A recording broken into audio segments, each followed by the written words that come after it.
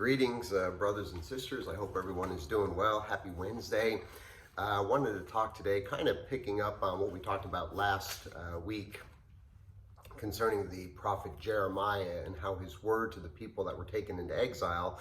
Again, just for a refresher, we know that under King Jehoiakim of Judah, Nebuchadnezzar comes in of Babylon and he besieges the city. And he takes from there, we don't get how many, but a bunch of people, the smartest, the best looking, the brightest, those that were able to learn the best. And he takes those people basically into his palace and and into his offices. And he wants to take advantage of the knowledge these people have to better his kingdom. Kind of smart on his part. Well, four of these people were Daniel, and who is later called Belteshazzar, and then of course his three friends who we know most as Shadrach, Meshach, and Abednego. So you're familiar with those stories, but I want to just consider from the book of Daniel in the early chapters what these guys went through. So they're taken off. First of all, their names are changed. So again, he's going to take them into the service of his kingdom.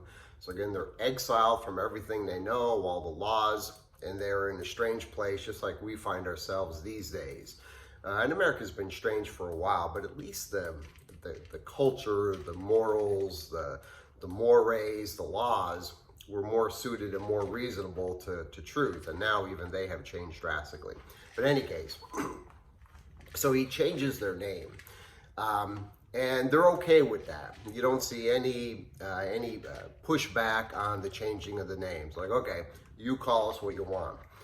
And I'll tell you, the world often gives us a lot of names. They will put their interpretation of us onto us. And often it's not kind. You're worthless. You're unsuccessful. You're ugly. You're short. Whatever it is, the world just wants to assign these things to us, and we have got to be sure that we do not let them stick. God has given us a name. God has called us his children. God has said that we are more than conquerors.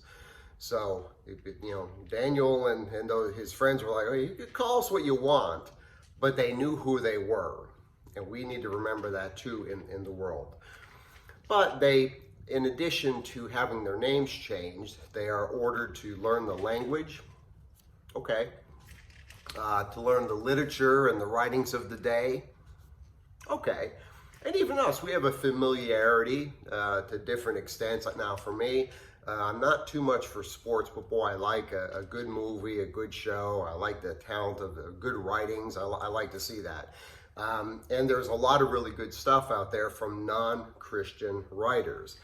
What I like to see is, I don't like garbage in there, but I want it to be honest.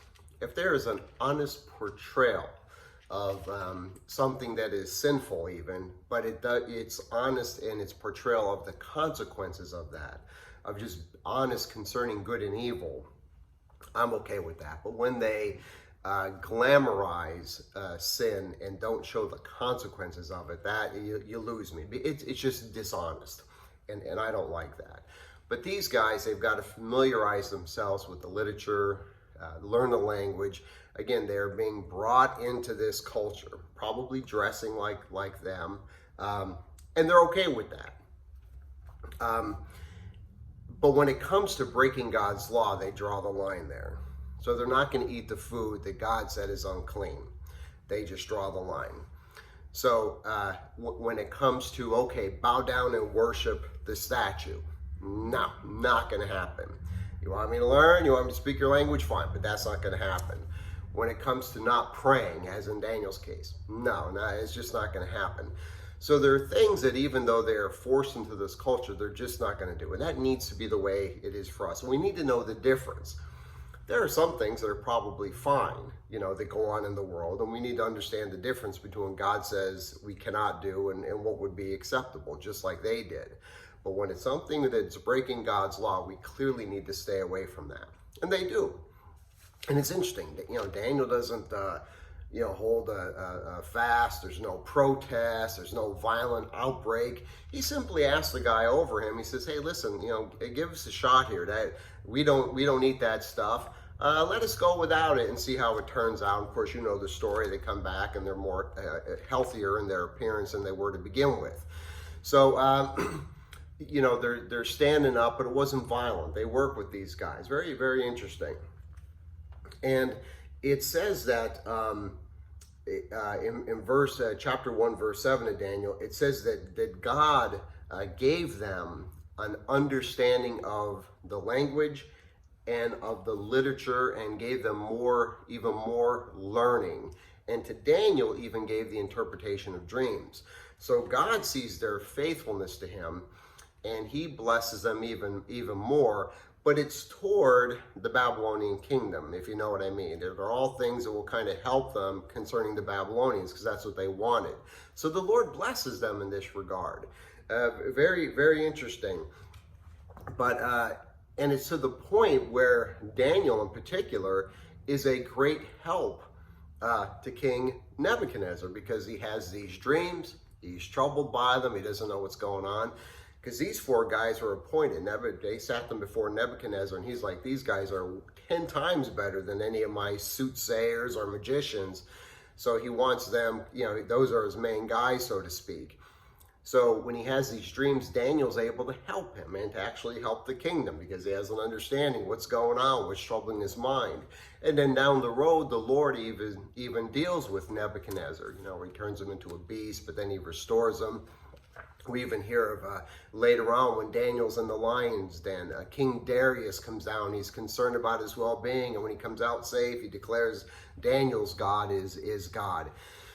So I guess the point I'm trying to make is that even in exile, like we feel, we have got to, there are going to be some things that are okay that we can mesh in with the world. And there are many things that we cannot. We need to know the difference. We need to stick with God's word, be faithful to him. But even in overcoming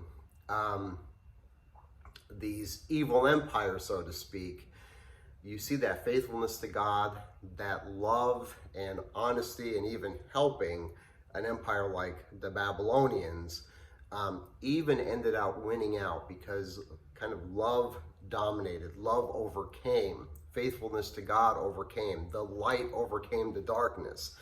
And no matter what situation we find us in the world today, in your office, around your family members, just demonstrating that faithfulness to God and demonstrating that light and that love, that seems to be the way that the Lord desires us to defeat evil. So I know we get angry, we want to fight, we want to lash out. Often we are in the right, and the people around us are in the wrong. That's true. But just cling to the Lord, obey him, pray for the people around you, pray for our enemies. That's the Lord's desire. It's not easy to do. And I'm probably the last person who should be saying this. I get the most frustrated with what goes on. But hang in there. Even through these difficult times, the Lord is good.